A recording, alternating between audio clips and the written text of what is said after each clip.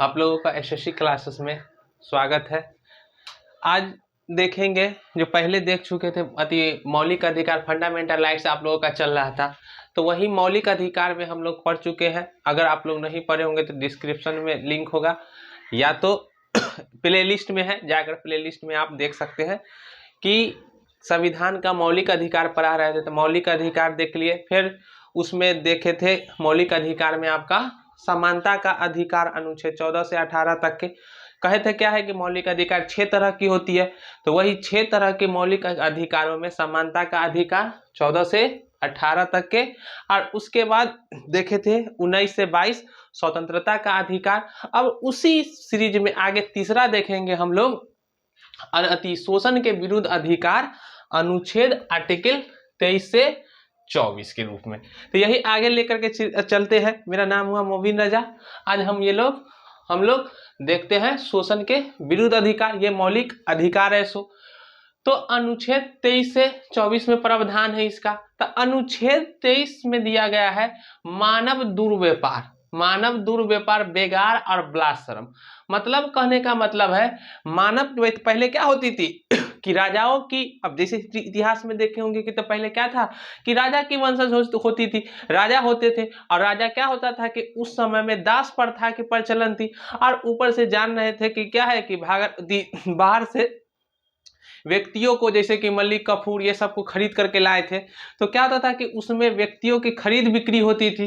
तो वही लिखा गया कि अब जब संवैधानिक प्रथाएं आ गई तो अनुच्छेद 23 में क्या कहा दिया गया, मानव दुर्व्यापार, बेगार और बलात्श्रम। मानव दुर्व्यापार में ऐसा प्रावधान किया गया आपका कि क्या हो कि मानव दुर्व्यापार में मुख्य रूप से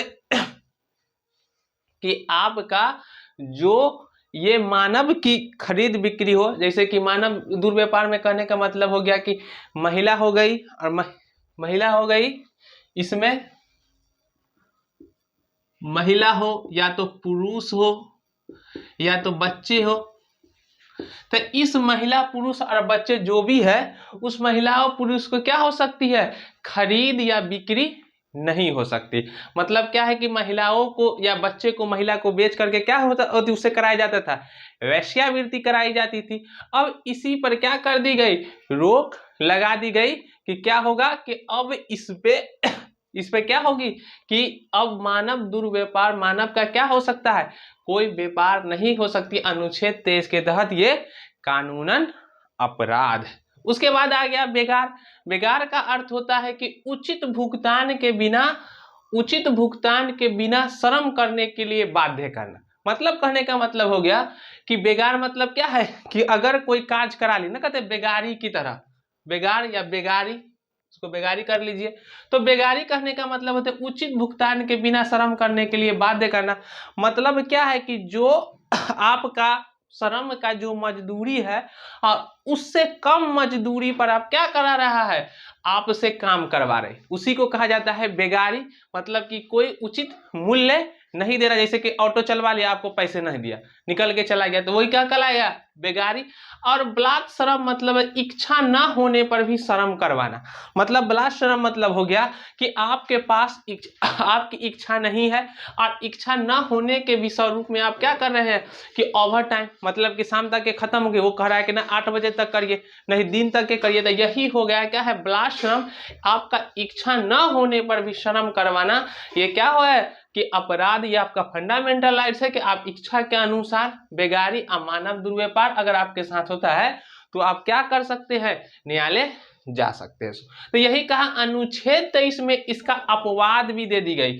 मानव दुर्व्यापार, बेगारी और बलात्श्रम अनुच्छेद 23 के तहत इसका एक अपवाद है कि सार्वजनिक हित की जब बात आ जाए, किसकी बात आ जाए आपकी, जब सार्वजनिक हित की आपकी बात आ जाती है तो सार्वजनिक हित में क्या हो जाता है, वैसा हित जिसमें सारे लोगों का सारा हित शामिल हो। मतलब सरकार को जब लगे कि ये सार्वजनिक हित मतलब सारे लोगों के लिए हित है, तो उस समय में आपसे ज्यादा काम ले सकते हैं। जैसे कि कोरोना आया था, तो कोरोना में क्या देखे थे, जैसे ही कोरोना आ गया तो स्वास्थ्य सेक्टर में क्या हुआ कि जैसे कोरोना आया तो उसमें जितना भी डॉक्टर थे, वो डॉक्टरों सबको क्या कराने जाने लगा, ज्यादा काम कराने लगा।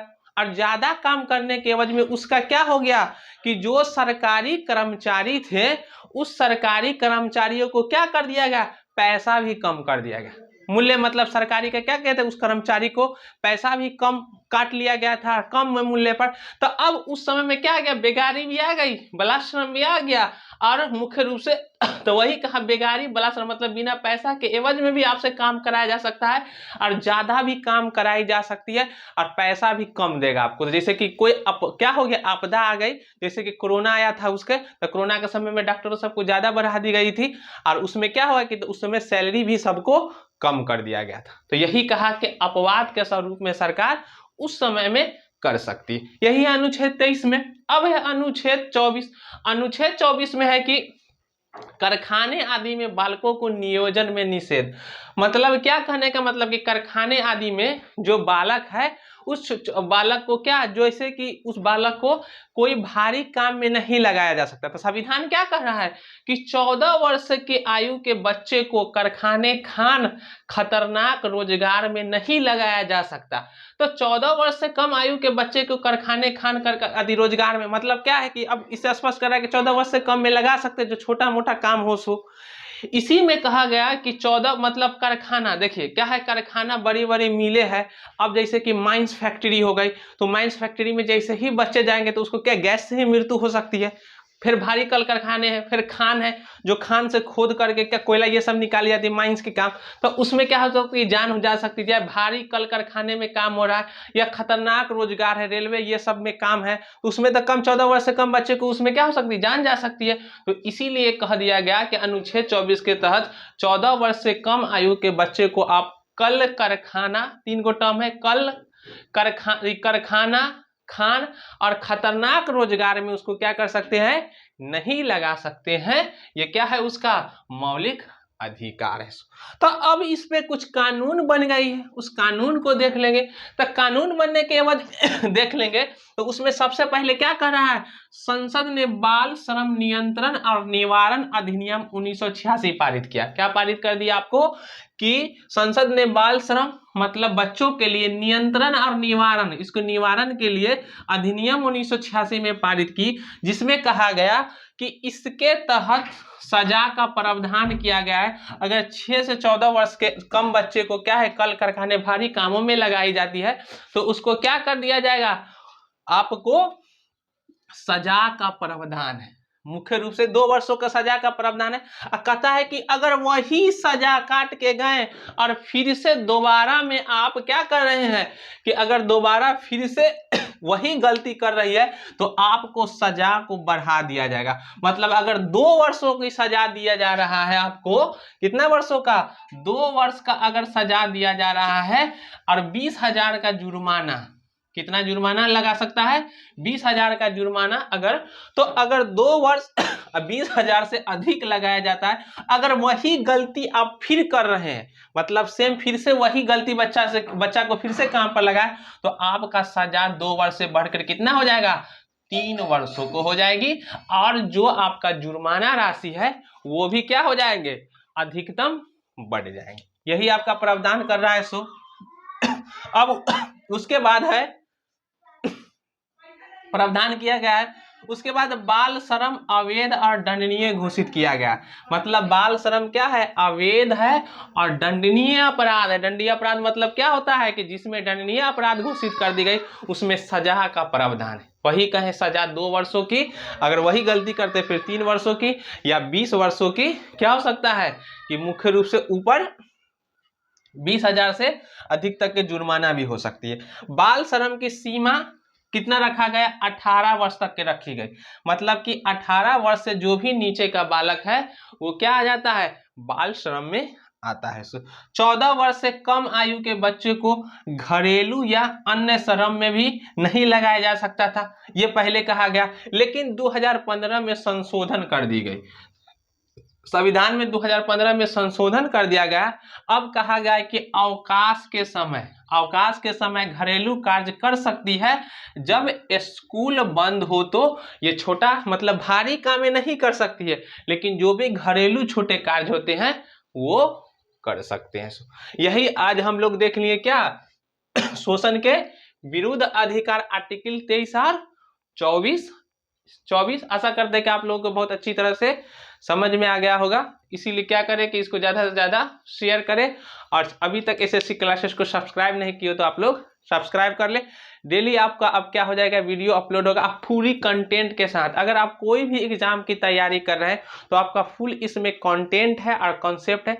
अगर आप इसको जांचना चाहते हैं कि कॉन्सेप्ट यूज हो रहा है या नहीं, तो आप प्रीवियस पेपर उठा करके पूरा पैटर्न को देख सकते हैं। किसी भी एग्जाम की आप तैयारी कर रहे हो या नहीं भी कर रहे हैं तो आप इसकी जानकारी ले सकते हैं, संविधान की जानकारी, जिससे क्या हो कि सबसे इंपॉर्टेंट टॉपिक चल रहा है मौलिक अधिकार। एक व्यक्ति का अधिकार है जो क्या करता है, आपको मजबूती प्रदान करता है कहीं पे भी आपको जीवन जीने की स्वतंत्रता के स्वरूप में।